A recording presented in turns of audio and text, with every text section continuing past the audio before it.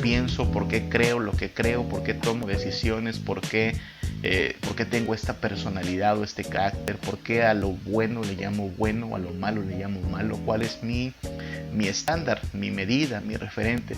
Todo eso está enraizado en nuestra cosmovisión. Estamos a 23 de marzo. Este lunes pasado fue un puente para los chicos de la escuela, pero también fue la entrada de la primavera, ¿no? Y aquí en la península mucha gente viene de turista.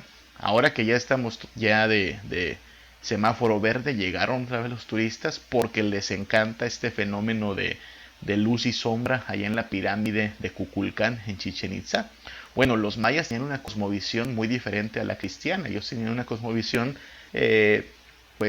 pagana, animista, y esto afectaba la forma en que veían las cosas. Me extraña, ¿no? Me extraña que le llamen a este día un día de cargarse de buenas vibras. Me extraña porque la pirámide de Kukulcán era básicamente un altar de sacrificios. Las cabezas rodaban por esa pirámide, los cuerpos rodaban por esa pirámide, se ensangrentaba toda esa pirámide. Entonces era un lugar de muerte y sacrificio, y ahora la gente dice que va ahí a llenarse de buenas vibras. Es un tanto irónico, ¿no? Y contradictorio, pero ese es el factor común de muchas cosmovisiones, de todas las cosmovisiones separadas de la cristiana, ¿no?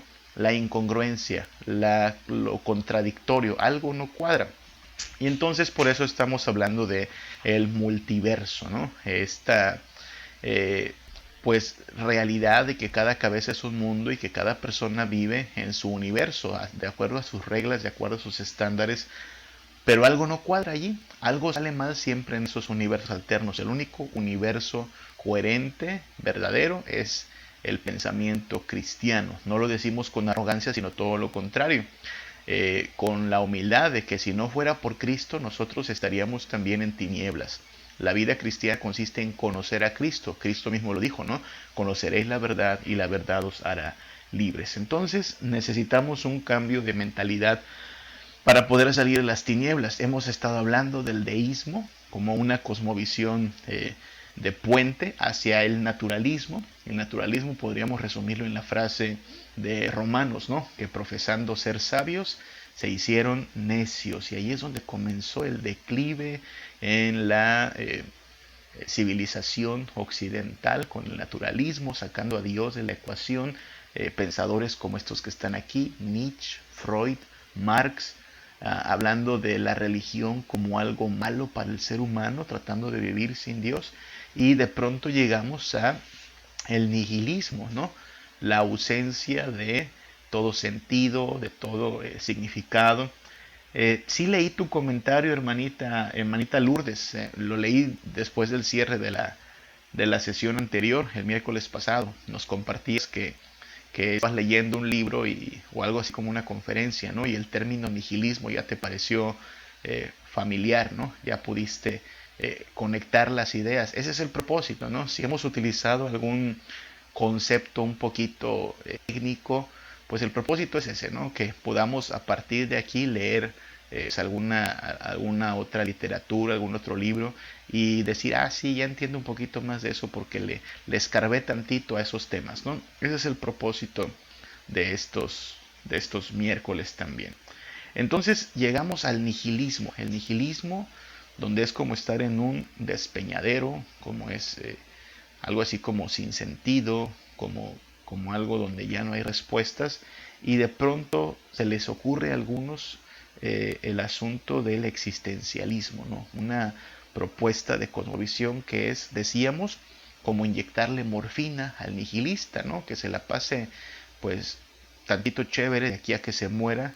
No hay esperanza, no hay nada que se le pueda hacer, pero al menos que se la pase un poquito tranquilo. Y el existencialismo llegó.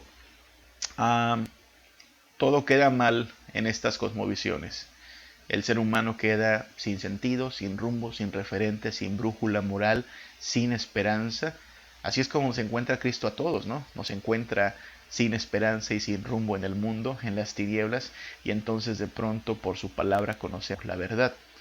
No todos conocen la verdad, así es que algunos, por ahí de los años 50, 60, de los 1900, se empezó a poner de moda mirar hacia Oriente. ¿Qué quiero decir? Bueno, mirar hacia aquellas culturas como la cultura hindú, como la cultura budista, en busca de algún referente para la vida. Recordemos cómo eh, los años 50, 60 fueron años de la posguerra, fueron años después de la Segunda Guerra Mundial.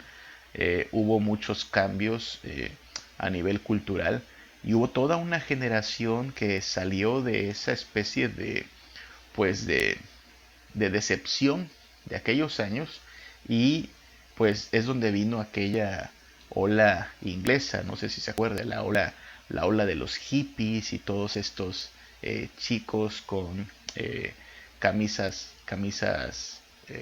psicodélicas, con atuendos estrafalarios. Y eso tiene una explicación, insisto. Hubo una especie de decepción, hubo una especie de desencanto. Bueno, a lo mejor una imagen ayuda mucho. Y a ver si sale, porque se había roto la conexión, pero a ver si sale esta imagen. Usted se acuerda del grupo llamado los Beatles, ¿no? Los Beatles, o los Beatles, ¿no? John Lennon, Paul McCartney. Bueno, estos señores, cuando comienzan en su fama, cuando comienzan a hacerse famosos, eh, usaban el típico traje, un traje y corbata, pero pues bastante corto para la época. Pero en el año 68, en 1968, los Beatles hicieron un viaje a la India. Esto lo puede usted encontrar en sus biografías, en Google puede hacer una búsqueda y va a ver cómo de pronto ellos, a partir de ese viaje que hicieron a la India, pues empezaron con esta onda psicodélica, ¿no? El atuendo ya de cabello largo, a lo mejor empezaron a probar más alguna droga por ahí, cambiaron su imagen, y es que esto es lo que pasó. En estos años, en los años 68, ellos hicieron un viaje a la India y conocieron a algunos gurús por allá, y solo son unos cuantos de los muchos que hicieron estos viajes. La gente hace viajes a la India en aquella época como buscando algo que llama iluminación, algo que llama algún conocimiento especial, y los Beatles fueron un precursor de ello. Creo que ya puedo compartir la pantalla. Entonces hubo este cambio. Creo que también Steve Jobs, en su momento, Steve Jobs, el fundador de Apple y el creador de Apple, hizo un viaje. Ahí están los esos, ¿no? Después de ese viaje a la India cambiaron muchas cosas. Después de ese viaje también se disolvió el grupo, los Beatles, ¿no? Pero también pasa algo interesante, y es que hay una canción de un hombre de esta agrupación llamado George Harrison, de los Beatles, que sacó una canción allí en el año 70, después de aquel viaje a la India, que se llama My Sweet Lord, ¿no? O sea, mi dulce señor. La canción, debo decirlo, es una canción de melodía bonita, pegajosa, bastante buena musicalmente hablando, ¿ok?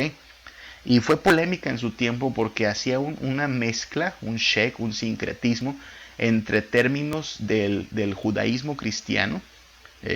Dice la palabra aleluya. Lo que dice es: mi dulce Señor, yo quiero conocerte, yo quiero encontrar el camino hacia ti, aleluya, aleluya.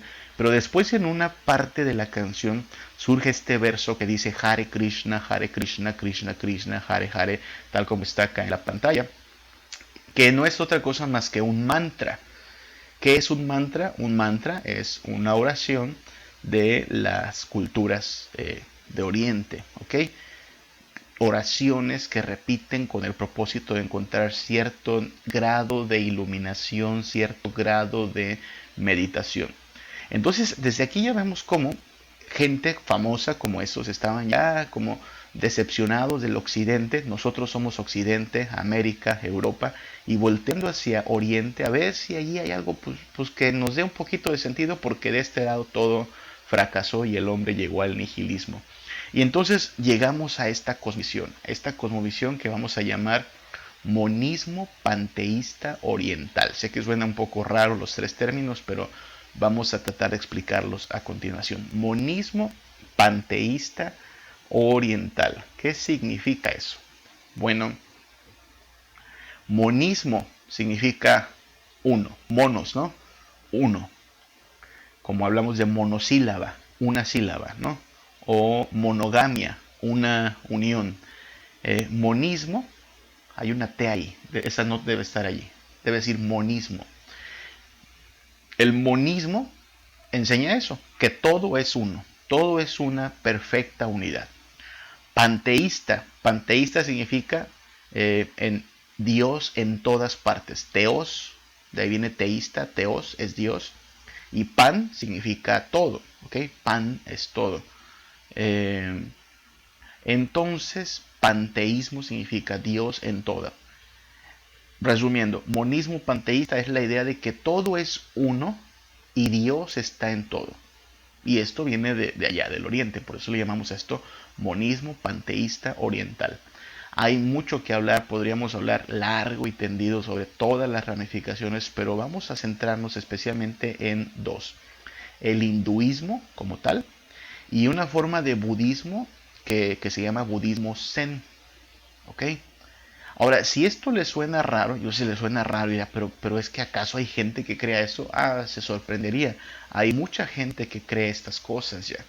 Desde que usted conozca a alguien que hable en estos términos, por ejemplo, alguien que diga, quiero limpiar mis chakras. ¿Ha conocido gente que habla de esta manera?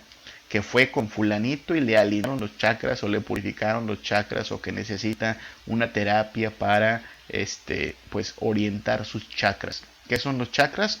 Según el hinduismo, los chakras son puntos de conexión con un nivel superior de espiritualidad, ¿no? Con el todo. Practica mucho la meditación, en un momento hablaremos de eso, pero usted ya escucha gente que habla en estos términos, que dice, ay, necesito que me purifiquen los chakras. Pura vacilada, diríamos nosotros, pero hay gente que se la cree de verdad. Hay gente que dice ya entre nosotros que cree en la reencarnación, ¿ok? Hay películas que hablan de la reencarnación, hay canciones que hablan de la reencarnación. Eh, yo sé, de este lado del mundo eso es extraño, porque ni siquiera el catolicismo romano, que vaya que es una equivocación, nosotros estamos en contra de la doctrina, por ejemplo, del purgatorio, pero el catolicismo romano no enseña la reencarnación. No enseñamos la reencarnación como cristianos. Eh, los judíos tampoco creen en la reencarnación. Creemos que hay una vida y después de esta vida un juicio para pasar a una eternidad de deleite y gozo o de castigo eterno. Pero en el hinduismo y en el budismo zen existe el concepto de la reencarnación. Y hay gente que ya cree eso también, hay gente que cree en la encarnación. Ha escuchado gente que dice frases como estas, ¿no? Ten cuidado con el karma, ten cuidado con el karma, porque todo se te regresa. Repito, hasta hace tiempo usted todavía escuchaba gente diciendo, eso es pecado, ¿no? Cuando alguien hacía algo malo decíamos, eso es pecado. O frases como, pero hay un Dios. La gente decía esas cosas, ¿no? Hay un Dios que todo lo ve. Lo que estás haciendo es pecado, te vas a ir al infierno. Porque la cosmovisión cristiana todavía permeaba la cultura. Pero hoy la gente no dice, hay un Dios, la gente ahora dice, hay un karma. Cada vez existe más esa tendencia.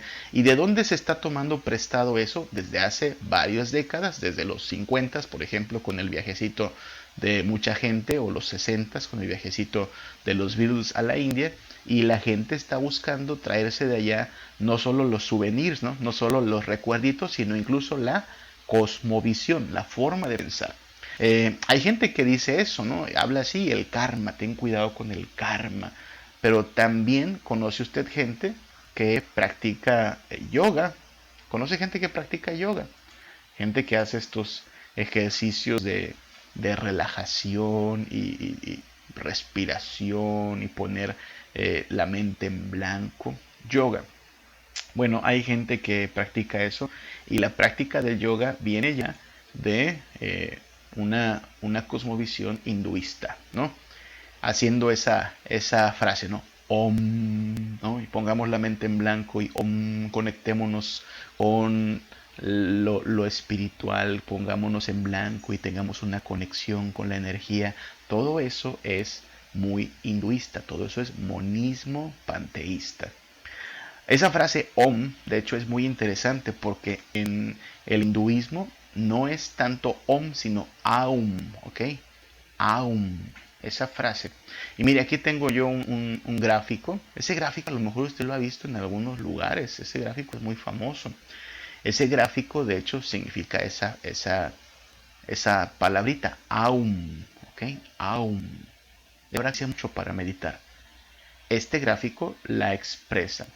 Dicen en el hinduismo que hay un estado que se llama Vaishvanara, no sé si se pronuncia así, pero así está escrito, ¿no? Vaishvanara, que es el estado de alerta, estás despierto. Luego pasas al estado Taihasa, que es el estado entre despierto y dormido, como que ahorita algunos ya empiezan a estar en ese estado, ¿no? Yo también veo algunos el domingo cuando estoy predicando que están en ese estado, ¿no? Medio dormidos, medio despiertos. Y luego viene el estado que se llama Prajna, que es el estado de total inconsciencia porque estás dormido. La meditación hinduista consiste en ir del estado 1, Vaishvanara, al Taihasa, al Prajna, que es quedar inconsciente, como si estuvieses durmiendo, esperando alcanzar un cuarto nivel de, llamémosle, iluminación, conciencia. Esto le llaman los 4 niveles de conciencia, que se llama el Turiya. ¿Qué es el Turiya? Donde te haces uno con el todo. Bien extraño, ¿no?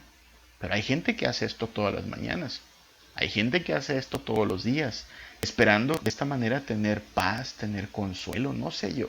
Pero esto es lo que mucha gente hoy está cada vez más y más creyendo y practicando. Ahora veamos las preguntas, ¿ok? Porque esto puede sonar raro, pero recordemos, es una cosmovisión o un intento de cosmovisión y trata de dar respuestas. Tristemente, las respuestas son equivocadas, siempre.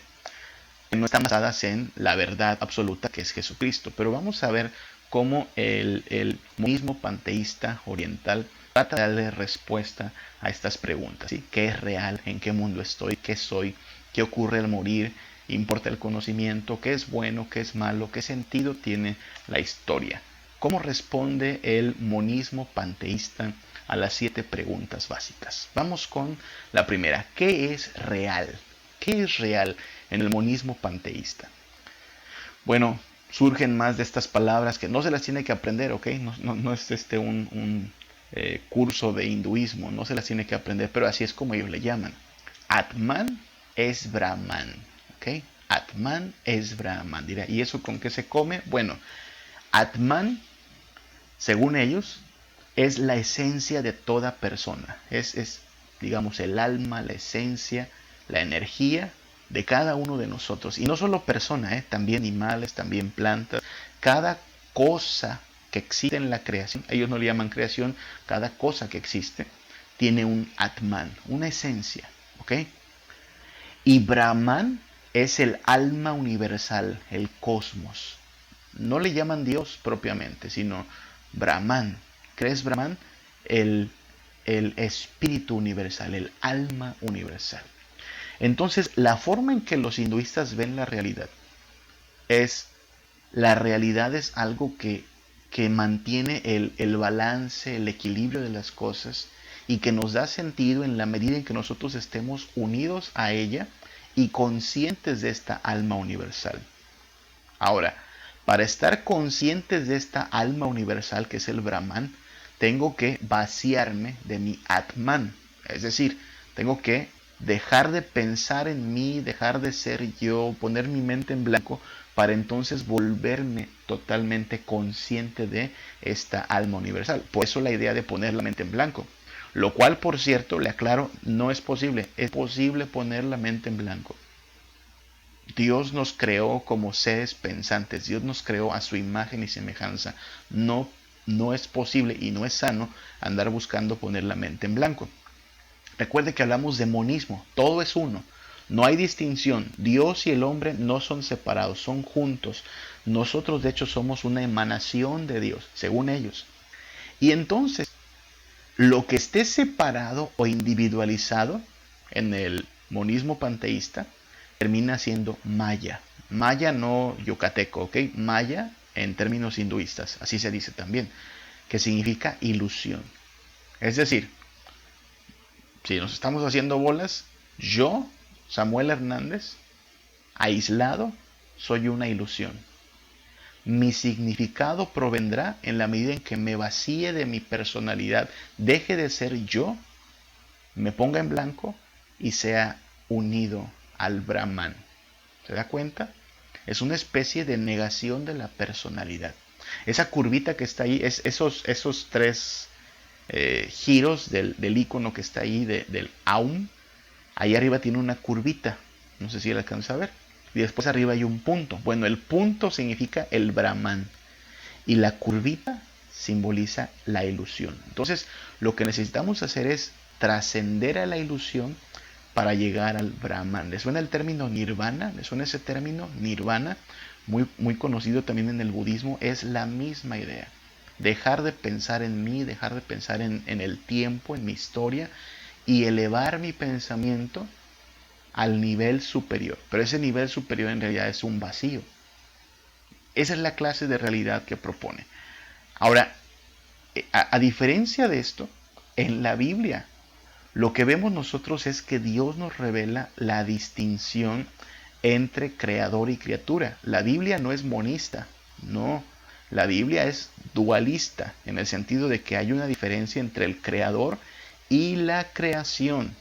¿Ok? Y la Biblia afirma la individualidad de las criaturas. Adán le puso nombre a cada criatura por separado y cada ser humano es visto como individuo por Dios. Es muy importante eso porque la Biblia presenta esta distinción entre el creador y la creación. No somos iguales. La creación no es Dios. Dios es trascendente a su creación. Y por lo mismo, Dios es soberano sobre su creación. Pero además, Dios nos hizo seres individuales. Yo pienso como Samuel Hernández, usted piensa como usted. Claro, nuestro pensamiento debe ser alineado a la palabra de Dios, pero poseemos características personales. Creo que está fallando el internet, ¿verdad? Bueno, voy a tratar de hablar un poco más lento. Repito, pasajes como el Salmo 103, ¿se acuerda que dice el Salmo 103? Él nos hizo y no nosotros a nosotros mismos, pueblo suyo somos y ovejas de su prado. ¿Sí? Dios nos hizo, pero Él es Dios y nosotros creación. Esa distinción no se borra. Y ahora, Salmo 139, 16, me encanta ese salmo. ¿Se acuerda que dice? Mi embrión vieron tus ojos y en tu libro estaban escritas todas las cosas acerca de mí, sin que faltara una de ellas. Es decir, Dios nos vivido, nos hizo particularmente diferentes a cada uno de nosotros. Digo, iguales en que todos somos sus criaturas, iguales en el sentido de que todos somos polvo, pero cada quien tiene características individuales, cada quien tiene un nombre, cada quien tiene una historia. Y Dios no viene a quitarnos esa identidad. Cuando resucitemos, yo seguiré siendo Samuel Hernández.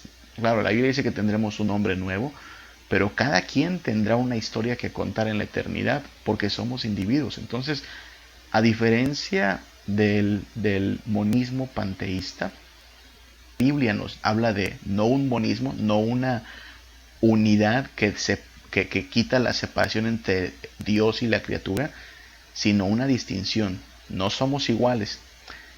Y precisamente porque no somos iguales, necesitamos entender que en nuestra individualidad Dios nos está transformando a cada uno de nosotros en ser semejantes a Cristo, pero seguimos siendo personas individuales.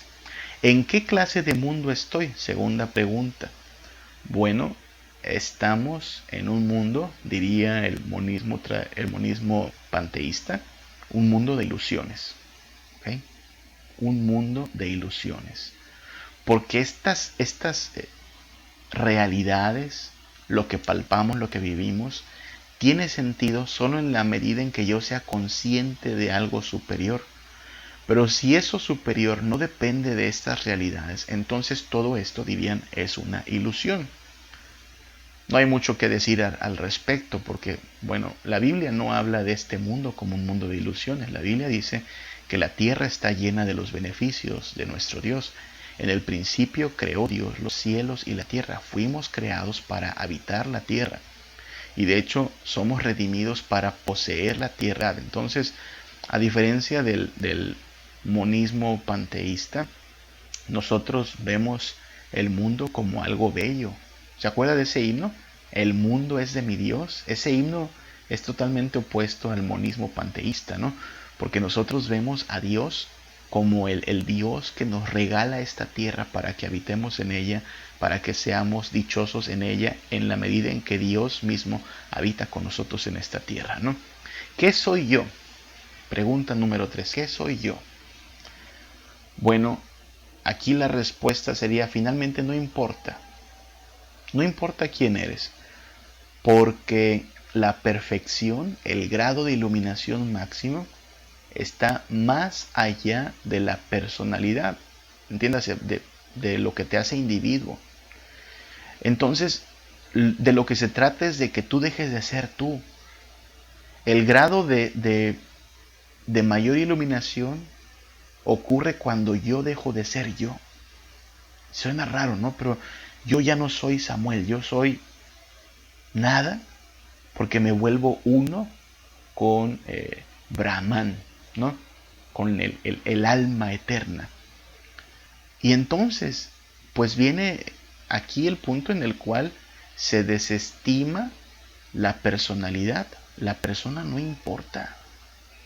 Y de ahí que en el monismo panteísta hay una tendencia al quietismo, a la inactividad, porque lo que importa no es el individuo. De allí que es difícil encontrar que gente de esta cultura trascienda a niveles de reconocimiento. No sé a cuántos gimnastas conozca usted de aquellos rumbos, cuántos grandes poetas, cuántos grandes cantantes conoce usted de aquellos rumbos. Casi no hay, ¿verdad? Porque no hay una tendencia a esto, porque finalmente lo que importa no es la personalidad. Es más, lo que importa es que te deshagas de tu personalidad, no precisamente por humildad, sino porque no importa, es como quitarle sentido a la existencia. Y eso es feo. Y mire, no sé si usted se acuerda de esta escena. ¿Alguien vio esta escena a principios de la pandemia? ¿Se acuerda de esta escena? Esta escena fue muy común en los noticieros, ¿sí? ¿Se acuerda que la pandemia de pronto en la India se llevó a tanta gente que la quemaban así como se ve en esta imagen, montones de leña y cuerpos siendo incinerados? Eso no pasó en México, a pesar de que en México tuvimos muchas defunciones. ¿Por qué no pasa en México algo así? ¿Qué le parece esta imagen? Porque dice mucho precisamente de la cosmovisión, fíjese. En México y en los países de Occidente, acá entre nosotros, una persona muere y le asignamos una tumba y le ponemos un nombre, ¿verdad? Y le ponemos una fecha de nacimiento y una fecha de fallecimiento, porque esa persona tuvo una historia y fue una persona. Es decir, detrás de esa persona le sobreviven, y a veces lo ponen en la lápida, ¿no? Le sobreviven su esposo, sus hijos, sus nietos. En el pensamiento de Oriente, especialmente este monismo panteísta, no importa eso, no eres nada. Por eso, ¿qué más da si hay tumba o no hay tumba? Y si usted puede, imagen no miente. Que lo echen al fuego y ya, y que no haya una tumba que le reconozca. En México ciertamente hubo defunciones y hubo mucha gente incinerada, pero te daban las cenizas, ¿verdad? Es decir, acá en Occidente importa la persona, importa el individuo. No que sea bueno, somos malos, de hecho, o sea, somos pecadores, pero tenemos una historia. Y Dios redime nuestra historia. Y por eso los cementerios en Occidente, donde nosotros estamos, son diferentes a los cementerios, los rituales funerales allá en el Oriente. El día de ayer, visité el cementerio una vez más. Visité el cementerio pues para acompañar a mis hermanitas Delgado. Supimos del fallecimiento de Carlita, ¿no? Y, y recuerdo que en un momento le dije a la hermana, porque cerquita de la tumba de Martita Delgado, del otro lado está la tumba de mi cuñada Gloria. Y sé que en algún otro lugar por ahí está también mi suegro y por allá están los abuelos de mi esposa. Entonces, fíjese cómo es interesante. Mira, allí está fulano, allí está sutano, allí está perengano, allí están sus cuerpos, claro, pero lo que nosotros sabemos es que habrá resurrección en Cristo. ¿Se da cuenta? La persona importa, la persona resucita.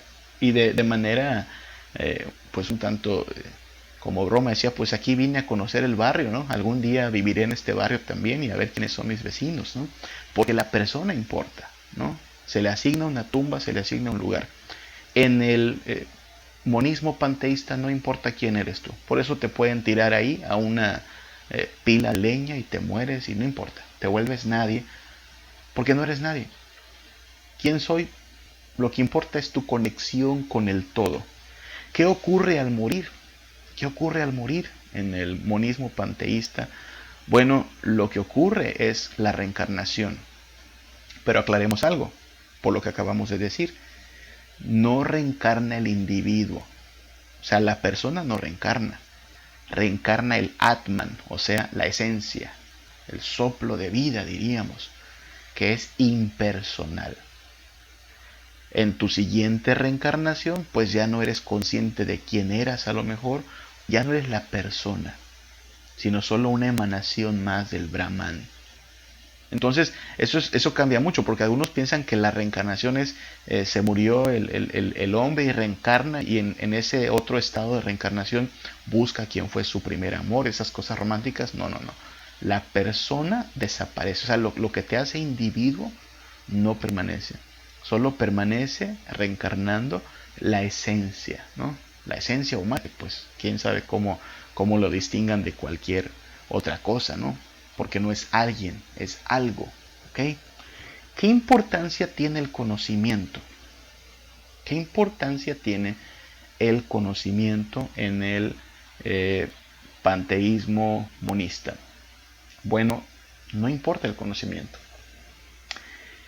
Y no importa el conocimiento porque el conocimiento en sí implica una dualidad. Recuerde, lo que le encanta a este pensamiento es una unidad, ¿sí? Todos somos uno, nos despojamos incluso de nuestra propia personalidad para hacernos uno con el todo, y el conocimiento de por sí implica una dualidad,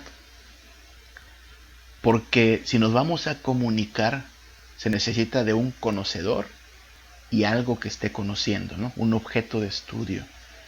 Se necesita un mensajero y un receptor. Y si hay un mensajero y un receptor, entonces ya no somos uno, ya somos dos. Y eso no gusta en esa cosmovisión. Lo que se busca, de hecho, es más el silencio. Fíjese cómo es interesante. Porque los cristianos nos reunimos para escuchar la palabra de Dios, que es un ejercicio intelectual. Bueno, yo espero, ¿no? Yo espero que el domingo el pastor no esté hablando de Oquis y la gente desconectada con su mente en blanco. No, el congregarnos es un ejercicio intelectual. Escuchamos lo que dice nuestro predicador, tratamos de ir a la Biblia a ver si esto es verdad, hacemos un ejercicio de meditación, reflexión en cómo aplicamos esa palabra a nuestra vida cotidiana. Lo que menos está dormido, no debería, perdón si algunos se me duermen en el culto, eso es en parte mi culpa y en parte su culpa, pero no debería estar la mente en blanco. La vida cristiana no es poner la mente en blanco, la vida cristiana, ¿se acuerda? Romanos 12, es ser transformados por medio de la renovación de nuestro entendimiento. Entonces los cristianos nos reunimos para usar la cabeza, para usar el pensamiento. Los panteístas, monistas, se reúnen para poner la mente en blanco. De hecho, lo que se busca es el silencio. Pon tu mente en blanco, ni siquiera digas una palabra. No existe, entre hermanos, seminarios de clases de hinduismo panteísta, monista, porque no se busca la doctrina.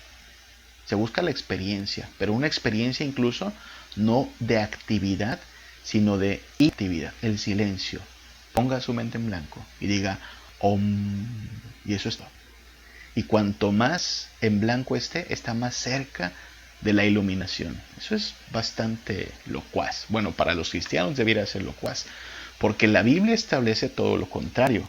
Hay en Juan 5:24, Jesús dice: de cierto os digo, el que oye mi palabra y cree al que me envió tiene vida eterna, y no vendrá a condenación, mas ha pasado de muerte a vida. ¿De qué se trata conocer a Dios? Oír su palabra, no poner mi mente en blanco, oír su palabra. Creer, es decir, no solo oí la palabra, sino que la entiendo y por lo tanto la puedo creer, porque ya la reflexioné, porque ya la comprendí, claro, por el Espíritu Santo que nos ayuda a hacerlo, y entonces lo creo. No vinimos a Dios por poner nuestra mente en blanco, sino todo lo contrario, porque nuestra mente fue llena de la palabra de Dios. Dios no quiere que apaguemos el cerebro, Dios quiere que el cerebro sea iluminado, restaurado, sanado por el poder de su palabra y su Espíritu Santo. Y de hecho, la vida eterna no consiste en un grado de vaciarnos, sino de esta palabra atesorarla hasta el final. De esto depende que no vayamos a condenación, sino que pasemos de muerte a vida. Es todo lo contrario, ¿se da cuenta? El monismo panteísta, por eso es antiintelectual. No son mucho de leer libros, no fundaron universidades, no existen universidades. Y las universidades que se fundaron en aquel lugar fue solo después de que fueron colonizados por naciones cristianas, como Inglaterra, como los ingleses. Entonces vemos una gran diferencia, ¿no? ¿Qué es bueno y qué es malo? Siguiente pregunta y vamos ya casi acabando. ¿Qué es bueno y qué es malo en el monismo panteísta? Bueno, eso lo determina quién cree. El karma. El karma determina lo que es bueno y lo que es malo. Pero el karma no es alguien. El karma es algo, una especie de fuerza impersonal que lo que hace es castigar las malas acciones, aunque en realidad nada es bueno y nada es malo porque las cosas así son. Por un lado son perfectas, dicen. Entonces, si algo te parece malo, solo te parece malo, pero en realidad no es bueno ni malo. ¿Se acuerdan de ese yin yang? Es algo semejante a eso también. Pero, como se necesita cierta medida de moralidad, recuerde, las cosmovisiones siempre tienen sus puntos débiles, siempre tienen sus incongruencias, y entonces necesitan un sentido de moralidad para distinguir qué es bueno y qué es malo, y ahí es donde entra el karma. El karma te castiga por tus malas acciones. Entonces pórtate bien, porque si no el karma te va a alcanzar. Sin embargo, aclaremos algo. El karma no concede misericordia ni perdón. Entiéndase, karma es castigo. Castigo. Y aquí ya tenemos también un problema, porque nosotros como cristianos no creemos que recibimos el castigo de todo lo que hacemos. Esa frase, todo se paga. No, no todo se paga, afortunadamente. Hermanos, hay muchos pecados por los cuales yo no pago. Porque ¿quién cree que paga por ellos? Cristo. De hecho, al final de cuentas, yo no pagué por ningún pecado. Porque mi pecado lo que requiere es la muerte en el infierno eternamente. Pero en Cristo tenemos vida eterna. Así es que Cristo nos perdona los pecados. El karma no perdona nada. Es decir, si tú te portas mal, en la siguiente reencarnación te va a tocar una consecuencia por ese mal. No importa cuánto trates de disculparte en esta vida, el karma no te perdona. El karma, según lo entienden en aquella cosmovisión, el karma te la va a cobrar, hagas lo que hagas. Por lo tanto, si se da cuenta, no tiene sentido disculparse. ¿De qué sirve pedir perdón? Cuando usted y yo pedimos perdón, lo hacemos porque queremos de alguna manera escapar de las consecuencias de nuestro extravío, ¿no? Pido perdón para que no me castiguen, para que no me abandonen, para que no vengan las consecuencias que me merezco. Pero si de todos modos te lo van a cobrar, pues no tiene sentido disculparse, ¿no? Y eso nos vuelve cínicos, ¿no? Hago lo que hago y no pido perdón porque de todos modos voy a pagar por ello. Tampoco tiene sentido confesarlo, porque ¿por qué voy a confesar algo que de todos modos me van a cobrar? Y tampoco tiene sentido aliviar el mal. Por ejemplo, una persona que vive en pobreza, una persona que está enferma, ¿Por qué habría de ayudarle si lo que está es pagando el karma, ¿no? Está pagando sus malas acciones. Le va mal en esta vida porque seguro en la vida pasada algo malo hizo. Y por eso en la India usted va a ver que no existe mucho la idea de solidaridad. En las culturas de allá no existe mucho la idea de ayuda al prójimo. De hecho, hubo por mucho tiempo en la India, hasta el día de hoy todavía la hay, un sistema de castas, donde la gente tiene un valor diferente de acuerdo a la casta en la que vives. Y no hay mucho aprecio por la vida. No lo hay. Usted puede ver gran parte de las condiciones a veces son infrahumanas. No hay mucha salud pública, no hay mucha higiene. ¿Por qué habría de hacer algo para aliviar eso? Es el karma. Pórtate bien y en la próxima te va mejor. ¿Se da cuenta? Eso no es esperanzador, sino que nos vuelve cada vez peores como personas, ¿no? Entonces, la idea del karma no es para nada una idea que pueda ser compatible con la perspectiva bíblica. La Biblia sí nos habla de un Dios que perdona pecados, que no nos hace pagarlos, sino que Él brinda el escape, la misericordia para nuestro castigo. Dice Proverbios 28:13 que el que encubre sus pecados no prosperará, mas el que los confiesa y se aparta alcanzará misericordia. ¿Por qué tiene sentido confesar mis pecados? Porque Dios promete misericordia para que los confiesa. ¿Y por qué tiene sentido dejar de pecar y buscar la santidad? Porque Dios muestra misericordia para los que hacen eso. No tendré que pagar. Hay una forma de no pagar por mis malas acciones, en Cristo finalmente. En la cosmovisión esta de Oriente, monismo panteísta, no hay forma en que escapes de esto. O sea, ya la hiciste, la vas a pagar. Haz lo que quieras, pero no hay forma. El karma te lo va a cobrar. No sé usted, pero no hay mucha esperanza aquí. Y también un pasaje como Colosenses capítulo 1 del 13 al 14 dice que Dios nos ha librado de la potestad de las tinieblas y trasladado al reino de su amado Hijo, en quien tenemos redención por su sangre, el perdón de pecados. En Cristo, hermanos, y esto es lo que celebramos todos los días, y ahí viene una vez más Semana Santa, celebramos que el Hijo de Dios pagó por nosotros. No le debemos nada al karma, porque aparte que no existe eso, sino que nuestros pecados fueron saldados por la sangre de Cristo. Entonces ya no hay condenación, ¿se acuerda de eso? Ya no hay condenación para el que esté en Cristo Jesús. Eso me llena de esperanza y es la razón por la cual confesamos el pecado y nos apartamos de él. ¿Qué sentido tiene la historia? Pregunta número 7 y la última de estas preguntas, ¿no? ¿Qué sentido tiene la historia? Ninguno. La historia es cíclica, continuamente. Ellos hablan mucho de la analogía del río, ¿no? Un río que va al mar y en el mar se evapora, el famoso ciclo del agua. Bueno, así es la historia para ellos. Una continua reencarnación, eternamente. Quién sabe qué sentido hay ahí, pero por lo mismo no hay un sentido de responsabilidad, porque lo que hagas de todos modos no es tan grave, siempre vuelves a reencarnar. Bueno, la Biblia nos dice algo diferente, ¿verdad? Juan 6:40, dice Jesús, esta es la voluntad del que me ha enviado, que todo aquel que ve al Hijo y cree en Él, tenga vida eterna. Ese Hijo de Dios ha entrado en la historia en un momento específico, hace más de 2022 años, ¿no? Y habrá un día final. Note la última expresión de aquí, de Juan 6:40. Yo le resucitaré en el día postrero. Hay un día final y cada vez estamos más cerca de él. Cristo vendrá y esta historia no es cíclica, no vuelve a empezar. Hay cielos nuevos y tierra nueva esperando para los hijos de Dios creyentes en Jesucristo, y hay un lago de fuego esperando para los no arrepentidos.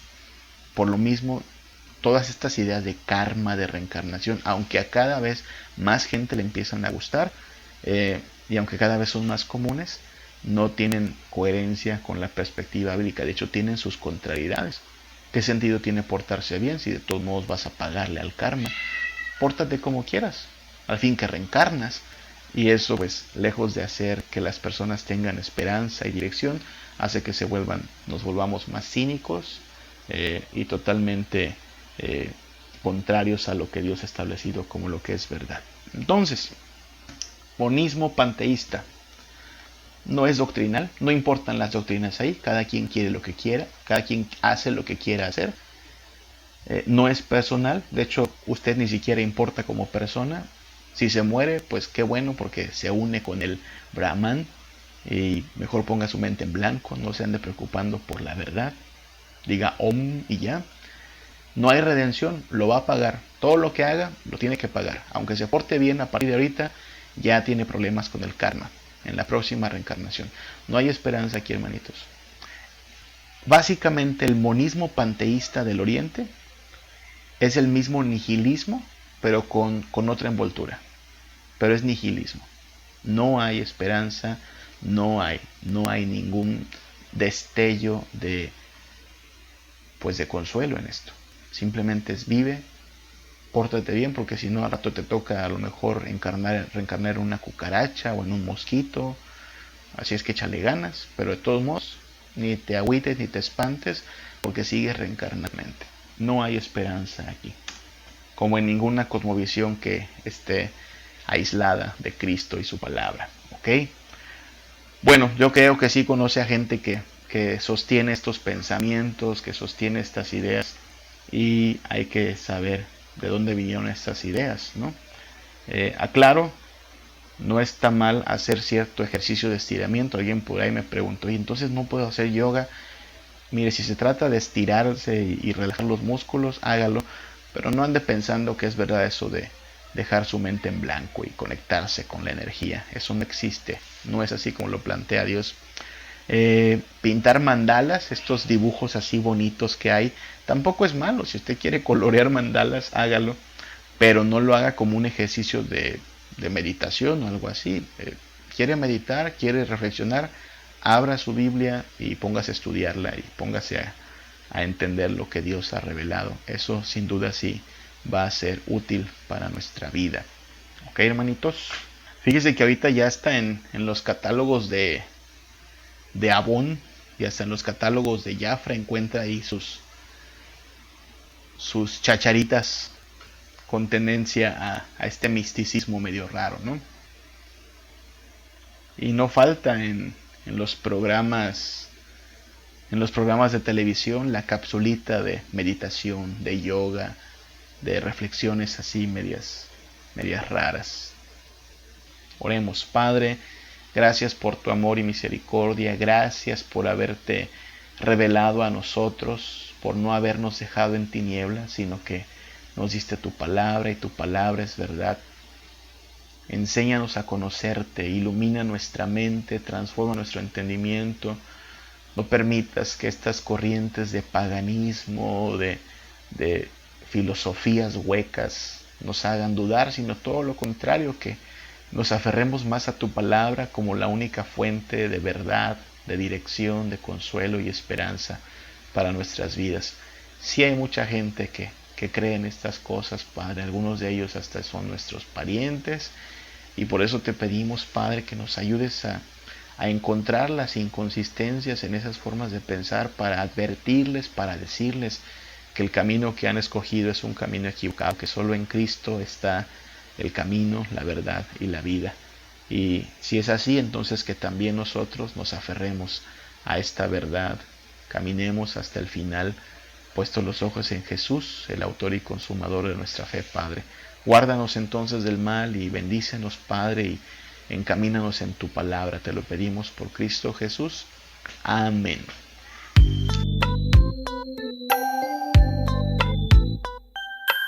Tengo que ser sincero, no puedo detenerlo.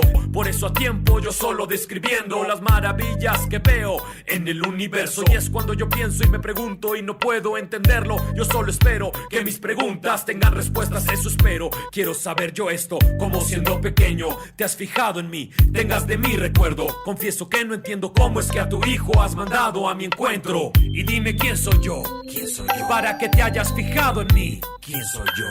Y dime quién soy yo, para que te hayas fijado en mí. ¿Quién soy yo? Perdido por completo, yo y mi intelecto. Pensaba yo hacerlo en mi propio esfuerzo. Yo creí ser bueno, no quería ejemplos. Y ahí me tenías construyendo en arena y no en concreto. Se me cayó el edificio y el mundo entero. No pude comprenderlo, no. No quería ayuda, ni mucho menos un consejo. No quise tomarte en cuenta y sin embargo tú me estabas esperando con los brazos abiertos y una herida en el costado. No tomaste en cuenta mi pecado, sino al contrario, tu sangre has derramado y sin merecerlo me has salvado. Y dime quién soy yo, para que te hayas fijado en mí. ¿Quién soy yo? Y dime quién soy yo, para que te hayas fijado en mí. ¿Quién soy yo? Y dime quién soy yo, para que te hayas fijado en mí. ¿Quién soy yo? Y dime quién soy yo, para que te hayas fijado en mí. Todavía no lo entiendo, no.